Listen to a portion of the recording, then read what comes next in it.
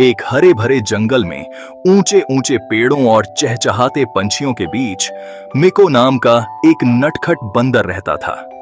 मिको की आंखें चमकदार थीं और शरारती मुस्कान जो किसी का भी दिन बना सकती थी। उसे पेड़ों से लटक कर झूलना बहुत पसंद था। उसकी हंसी पेड़ों में गूंजती रहती थी। मिको पूरे जंगल में अपने साहसिक स्वभाव और दयालु दिल के लिए जाना जाता था। वह हमेशा किसी भी प्राणी की जरूरत में मदद करने को तैयार रहता था। एक धूप वाली दोपहर जब मिको जंगल में झूल रहा था तो उसे रंगीन फूलों की छतरी के नीचे एक अजीब सी चीज पड़ी हुई मिली। यह एक लकड़ी का डिब्बा था जिस पर बारीक नक्काशी की गई थी। डिब्बा पुराना लग रहा था, फिर भी यह एक हल्की जादुई चमक के साथ चमक रहा था। उत्सुक होकर मिको सावधानी से डिब्बे के पास पहुंचा। उसकी उत्सुकता बढ़ गई। उसने धीरे से डिब्बे को छुआ और जैसे ही उसकी उंगलियां उसकी सतह पर छू गईं, उसने गर्मी और ऊर्जा का एक झोंका महसूस किया। मिको सहज रूप से जान गया, यह कोई साधारण डिब्बा नहीं था, यह एक जादुई डिब्बा था। मिको ने ध्यान से डिब्बे को उठाया और उसे अपने पास रख लिया। वह उसमें से निकलने वाली गर्मी को महसूस कर सकता था और अचंभा उसके ऊपर छा गया। उसने सोचा कि इस रहस्यमय डिब्बे के अंदर क्या राज छिपा है। धीरे धीरे उसने ढक्कन उठाया और अंदर झांका। अंदर जो कुछ था उसे देखकर उसके होठों से हांफने की आवाज निकल गई। डिब्बा ऐसी वस्तुओं से भरा हुआ था जो झिलमिलाती और चमकती थीं। हर एक पिछले वाले से ज्यादा दिलचस्प थी। घूमती हुई धुंध, चमकते पत्थर और ऐसी वस्तुएं थीं जो उसकी आंखों के सामने बदलती हुई प्रतीत होती थीं। मिको मंत्रमुग्ध हो गया।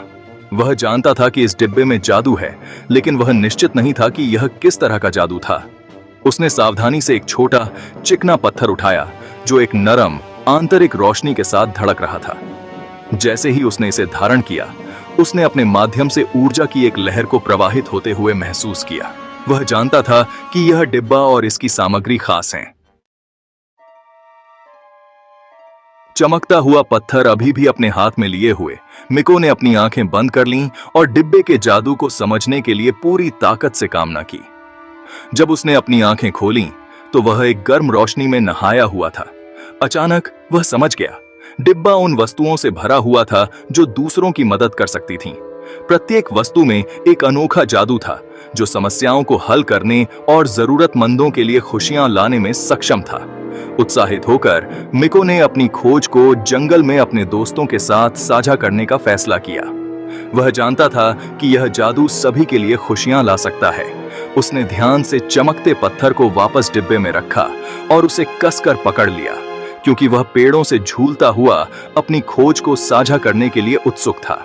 मिको ने जल्दी से अपने दोस्तों, हिरणों के एक परिवार और चंचल गिलहरियों के एक समूह को इकट्ठा किया। उसने उन्हें जादुई डिब्बे के बारे में बताया और यह कैसे जरूरतमंदों की मदद कर सकता है। सबसे पहले वे एक छोटे से पंछी के पास आए जिसके पंख टूटे हुए थे। मिको ने डिब्बे में हाथ डाला और एक पंख जैसा हल्का पत्ता निकाला। पत्ती खुल गई और चोट के चारों ओर लपेट ली। उसे तुरंत ठीक कर दिया। इसके बाद वे प्यासे जानवरों के एक समूह से मिले जो एक सूखे पानी के छेद के आसपास जमा हो गए थे। मिको ने अपने डिब्बे में हाथ डाला और एक छोटा चिकना पत्थर निकाला। उसने पत्थर को खाली छेद में फेंक दिया और साफ ठंडे पानी का एक झरना फूट पड़ा। मिको ने अपने दयालु हृदय और डिब्बे के जादू से अपने पास आने वाले सभी लोगों की मदद की। एक दिन मिको ने जंगल के बीच से एक अजीब सी आवाज सुनी, एक गहरी गड़गड़ाहट। उत्सुक होकर वह आवाज का पीछा करता रहा जब तक कि वह एक ऐसी दृश्य पर नहीं आ गया जिसने उसे दुख से भर दिया।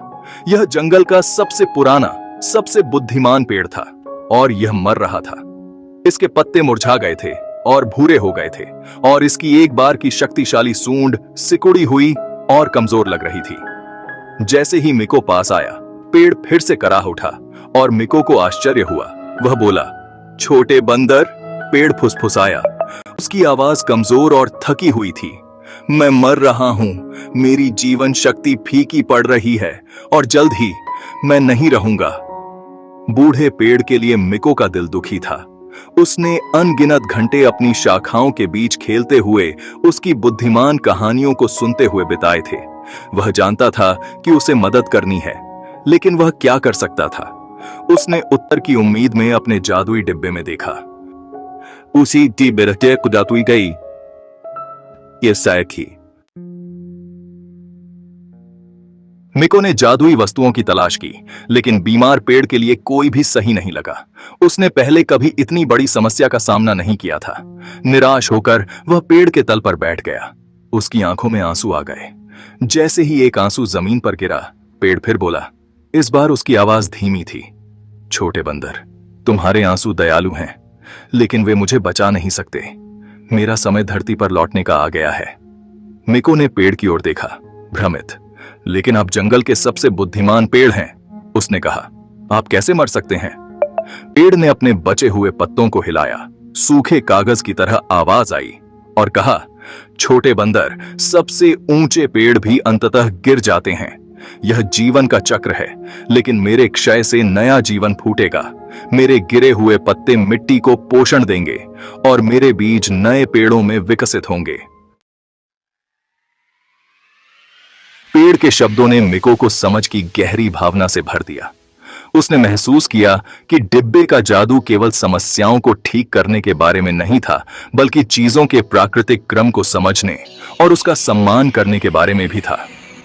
उसने जादुई डिब्बे को एक नई रोशनी में देखा। डिब्बा सिर्फ उसका नहीं था, यह जंगल की ओर से ही एक उपहार था, मदद करने और ठीक करने का एक तरीका। मुझे मध्या दीदी पे कुसनार आए थे, और जिस तरह जंगल ने अपनी शेदरुष्ट को अपने सभी प्राणियों के साथ साझा किया, मिको ने महसूस किया कि उसे भी डिब्बे के जादू को साझा करना चाहिए।